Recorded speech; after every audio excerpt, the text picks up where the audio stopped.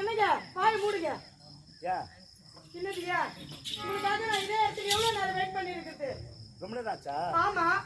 நந்தினி சொல்லுங்க. நான் எதற்காக இவ்வளவு தாமதமா வந்திருக்கேன்? என் மேல கோவம்.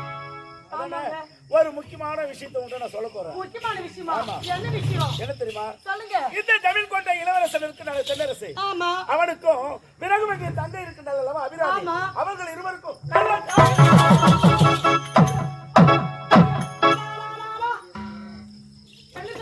அதன் பிறகு நான் என்ன செய்தேன் தெரியுமா? அந்த பெண்ணை மட்டும் தன்னந்தனிமையை அழைத்து அவனை ஜமீன் கோட்டை இளவரசன் அவனை மறந்துவிடு, உன்னை போன்ற ஒரு ஏழ்மையான குடும்பத்தில் பிறந்தவனை நீ திருமணம் செய்து கொள் என்று சில அறிவுரை கேட்கல. என்னை அவமானப்படுத்திட்டான், அவதூறா பேசிட்டான். எனக்கோ சின்ன பிறந்தது, என்னுடைய மந்திர சக்தியால் அவளுக்கு கொடிய சாபம். என்ன சாபம் தெரியுமா? அவனுக்கு அவளுக்கு திருமணம் முடித்து முதல் இரவு அன்று அவனுடைய கரமானது அவள் மீது பட்டதுமே 4448 வியாதி, கொடிய வியாதி.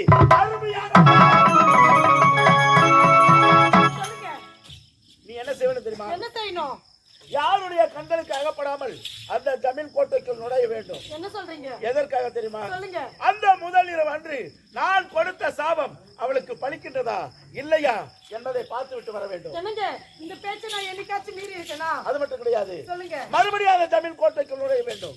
எதற்காக தெரியுமா? எதற்காக? அந்த அறிவு நோய் பிடித்த பெண்ணை அனைவருமே வெறுத்து விடுவார்கள். இளவரசன் மட்டும் தன்னன் தலைமையை உலாவி கொண்டிருப்பான். நேராக அவனிடம் சென்று நாட்டியம் ஆட வேண்டும். நாட்டியம் ஆடிய பிறகு பரிசு கொடுக்க முன்வருவான். அந்த பரிசை நீ பெறக்கூடாது. எதற்காக தெரியுமா?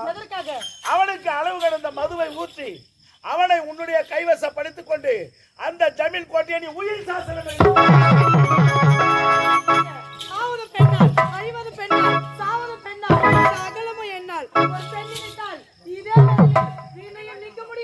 இதே விரலில் விஷத்தையை கலக்க முடியும். பாம்புக்கு பல்லுல விஷம், கொடுக்கல விஷம், உடம்பெல்லாம் பெசங்க மட்டும் கிடையாது. நீங்க ஒரு புள்ளி வைங்க, அம்மா பெரிய ரங்கோலமே போடுறேன். நீங்க ஒரு கோடி கீங்க, நான் பெரிய பைபாஸ் ரோடே போடுறேன். அப்படியா? இங்க வரல காட்டுங்க, ரொம்ப வரலையே. அப்படியா? ஆமா. இனிமேல் உங்களுடைய திருமணம் பார்க்க போறேன். நான் நினைத்தது ஒவ்வொன்றும் வெற்றிகரமாக முடிய வேண்டும். நிச்சயமா. ஆமா. ஆடி போனா ஆடி போனா மணி வாழ மயக்குதாவணி